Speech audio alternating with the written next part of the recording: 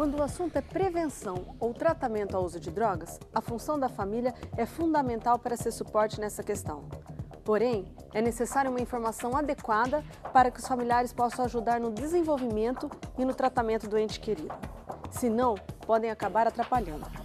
Assista no programa de hoje e analise o que os especialistas falam sobre esse assunto e como usuários de drogas se sentem com o apoio adequado da família. Não saia daí! O Independente de hoje está só começando.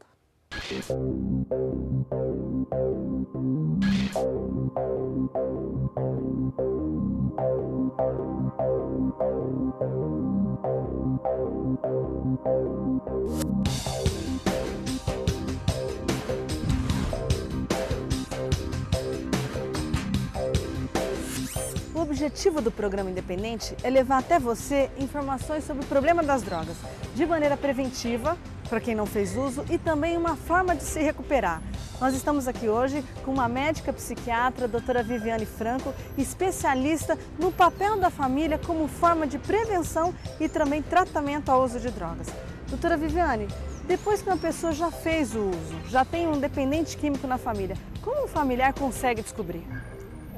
Como o familiar pode cuidar desse dependente, né? A descoberta, em geral, está relacionada com alguns sinais que que os familiares vão identificar em casa. Os comportamentos de não dormir em casa à noite, de sumir coisa de casa. Isso são situações estereotipadas, né, do que é o problema do dependente. Mas, em geral, é uma pessoa que começa a se isolar do convívio familiar. Nos estudos também, se está estudando, começa a ir mal ou não dá conta mais do trabalho que antes costumava executar sem problemas, né? Então, são alguns sinais.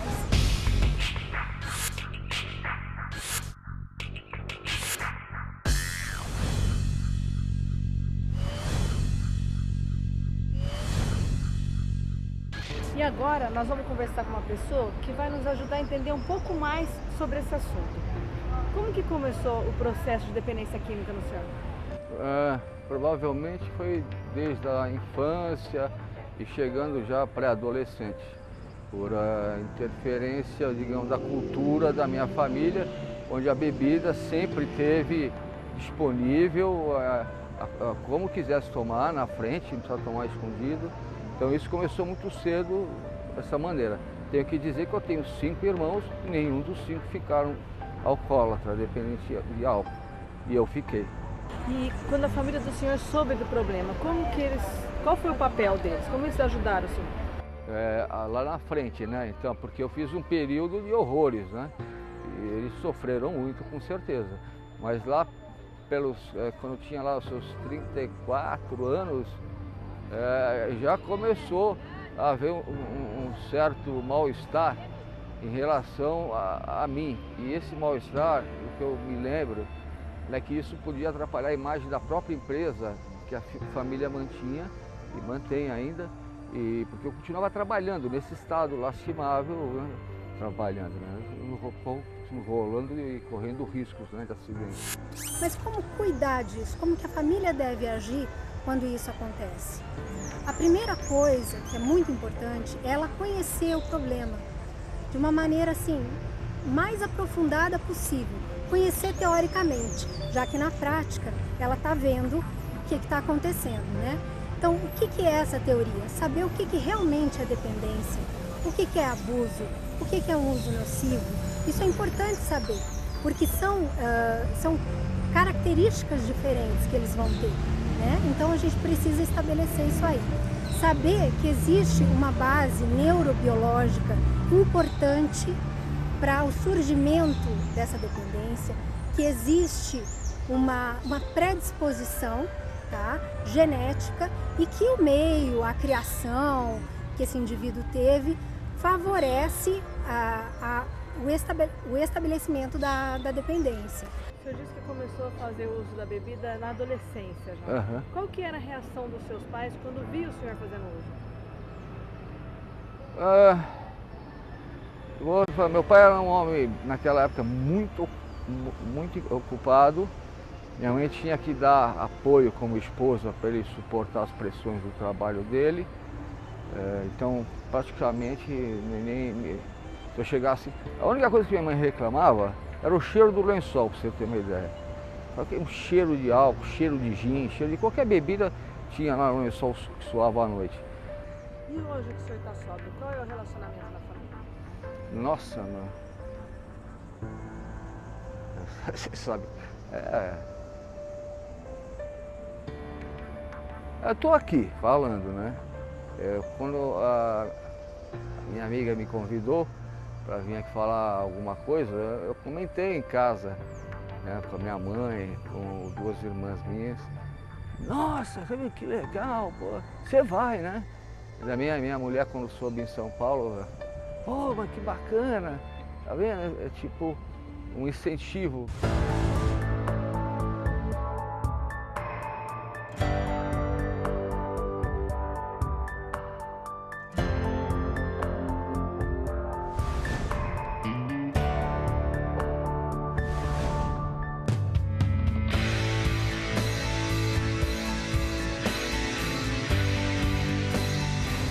Sandro, e em relação à sua história, como começou o seu envolvimento com as drogas?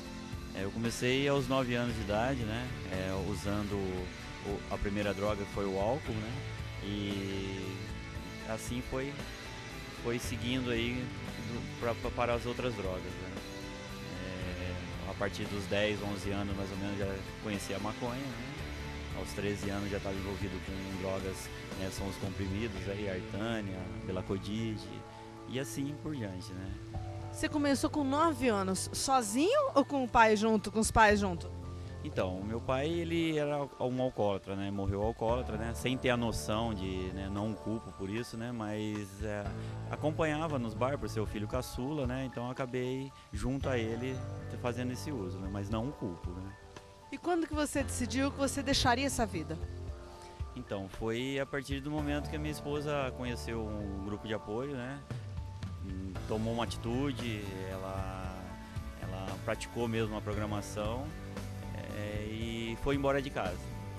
Foi esse o início, a partida para mim entrar em recuperação. Você pode dizer então que a família é a porta de entrada para uma pessoa, é o cartão de visita para uma pessoa que quer se recuperar das drogas?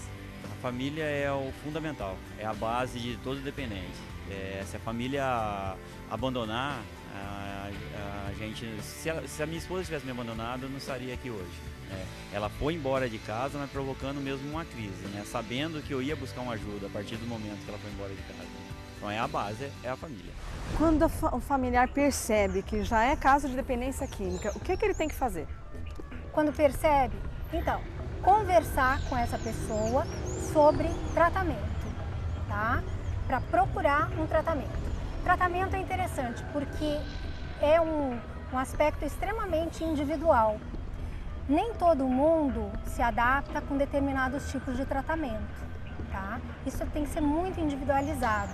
Alguns vão se dar muito bem com AA, outros com psicoterapia, outros vão precisar de medicação, alguns até com a religião, com a rotina religiosa pode ajudar, né? Então, assim, a gente tem que ver quem é esse dependente, as características dele e que tratamento que ele se adaptaria melhor. Porque tem pessoas que rechaçam abordagens psiquiátricas, abordagens terapêuticas mais tradicionais. Então a gente tem que ver outras alternativas também. Tá? Nós podemos dizer que em alguns casos os familiares atrapalham ao invés de ajudar? Sim. Por quê? Porque o fato, às vezes, de um familiar interferir no processo de uma maneira rígida, por exemplo, impondo limites muito severos, para alguns tipos de paciente não vai funcionar. Para outros vai cair muito bem. Mas assim, o que eu penso é o seguinte, quando é uma família mais ausente, uma família mais afastada do problema, às vezes a interferência dessa família é interessante, é bom. Quando é uma família muito grudada, sabe, uma família assim que dá muito em cima, às vezes ela precisa se afastar um pouquinho para deixar alguns aspectos dessa personalidade virem à tona, para deixar a individualização dessa pessoa vir à tona, a subjetividade dessa pessoa vir à tona. A família acaba ficando doente também. A família fica doente também. Isso é o que a gente chama, né, muitas vezes de codependência. Todo mundo adoece junto. Em relação aos filhos, qual que foi a reação deles a saber que você fazia uso de drogas? Então, a minha filha, só tinha uma filha, hoje já tenho mais duas, né? Ela, quando eu parei com as drogas, ela tinha 10 anos, né? Mas até então, o momento dela, antes do 0 aos 10 anos, a nossa convivência era insuportável, né? Não tinha. Ela, vamos dizer que eu judiei muito dela, assim, entre aspas, né? Psicologicamente, ela ficou muito abalada, né? A dependência química na vida do Sandro, ela foi assim progressiva dentro do nosso casamento, né? Ela foi da maconha para o álcool, do álcool para a cocaína, da cocaína para o crack. Então foi ao longo de 10 anos de convivência com a dependência. Não foi fácil, né? O que me mantinha assim, nos mantinha, né, no nosso casamento era a espiritualidade, né? Para a gente participar de uma igreja. Então a gente ia segurando. O relacionamento ia caminhando, a gente ia empurrando com a barriga, como se diz.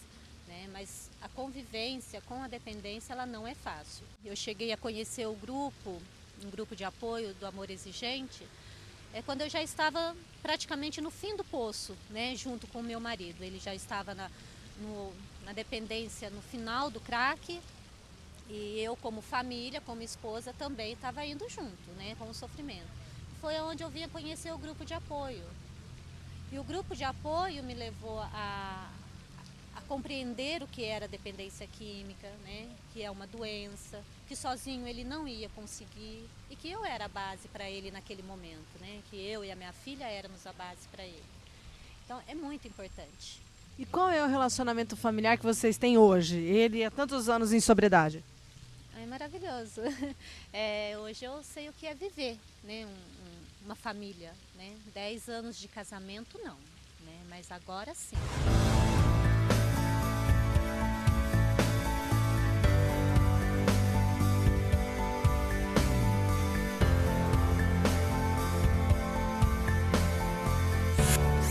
Eu gostaria de dar um recadinho aos pais sobre o que significa realmente cuidar do dependente químico. A primeira coisa, conhecer o problema em todos os seus aspectos, ter informações teóricas relevantes a respeito do problema, a respeito dos tratamentos disponíveis, tudo isso ajuda muito. O segundo ponto é se livrar dos sentimentos de culpa. A culpa atrapalha. Você achar como mãe, como pai, que é responsável pelo problema do filho, não vai ajudar, vai amplificar muito o seu sofrimento e não vai conseguir ajudar ao dependente químico. Terceiro ponto, entender como é que é esse funcionamento familiar para poder quebrar essa rotina. Se é uma família muito exigente, tem que se flexibilizar. Se é uma família muito ausente, tem que se aproximar. E o quarto aspecto é desse consumo precoce que começa com os pequenininhos dentro de casa. Aquela cervejinha, aquele vinhozinho que se oferece para a criança. Isso aí não é legal. As pesquisas têm demonstrado que esse consumo favorece uma certa curiosidade a experimentar outras coisas em idades também mais precoces. Então isso está absolutamente contraindicado. Esse consumo que os pais às vezes acham bonitinho dentro de casa, isso deve ser abolido.